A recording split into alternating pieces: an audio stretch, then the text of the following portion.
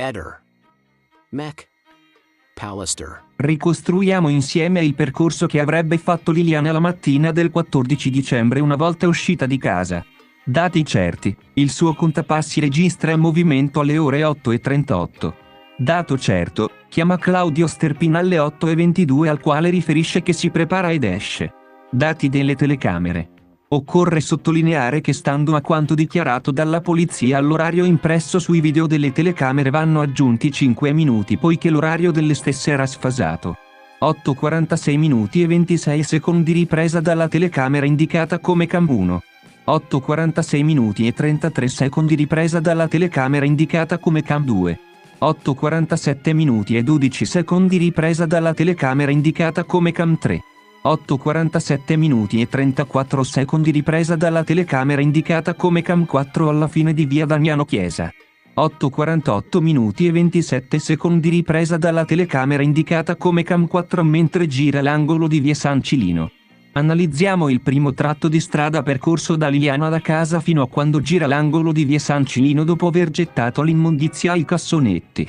Come tempo di percorrenza possiamo rilevare che, considerato il tratto da casa ai cassonetti sono 400 metri, il tempo di percorrenza medio calcolato da Google Maps sono 5 minuti. E aggiungendo un minuto circa per buttare la spazzatura ai cassonetti, 8, 48 e 27 meno 6 minuti, Liliana dovrebbe essere uscita di casa alle ore 8:42 circa. Fino a qui ci siamo. Analizziamo ora però il secondo tratto di strada, cioè quello che va dall'angolo di via San Cilino a piazzale Gioberti. Questo tratto di strada è lungo 300 metri. Tempo di percorrenza secondo Google Maps 4 minuti. Se Liliana parte dall'angolo di via San Cilino alle 8:48 minuti e 27 secondi più 4 minuti di percorrenza non potrebbe arrivare a piazzale Gioberti prima delle 8:52 minuti e 27 secondi. Alle ore 8:50 minuti e 16 secondi, la donna viene ripresa dalla telecamera di videosorveglianza frontale dell'autobus linea 6 vettura numero 1927 mentre, sul piazzale Gioberti, sta attraversando la strada. Sembra impossibile che un tratto di strada da percorrere in 4 minuti venga percorso in soli 2 minuti. Pertanto dobbiamo considerare l'ipotesi che l'orario della telecamera dell'autobus è sbagliato o è sbagliato quello delle telecamere della scuola di polizia. Se analizziamo il percorso totale dei 750 metri che dividono la casa e piazzale Gioberti e aggiungiamo un minuto di sosta ai cassonetti, Liliana avrebbe dovuto impiegare in tutto 10 minuti.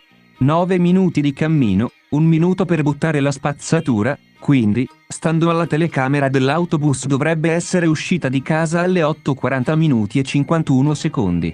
Ricordiamoci però a questo punto un dato certo, il suo cellulare viene spostato per l'ultima volta alle 8:38. Presupponiamo quindi che Lilly posi il suo cellulare sul tavolinetto, prenda la borsa, si infili il cappotto, prenda i sacchi della spazzatura. Va per uscire dal portone ma si accorge di non avere più il suo mazzo di chiavi, quindi deve prendere il mazzo di riserva, apra la porta, richiuda la porta, scenda quei pochi scalini. Apra il portoncino e lo richiuda dietro di sé per avviarsi verso via Damiano Chiesa. Domanda: tutte queste manovre si possono fare in soli 2 minuti?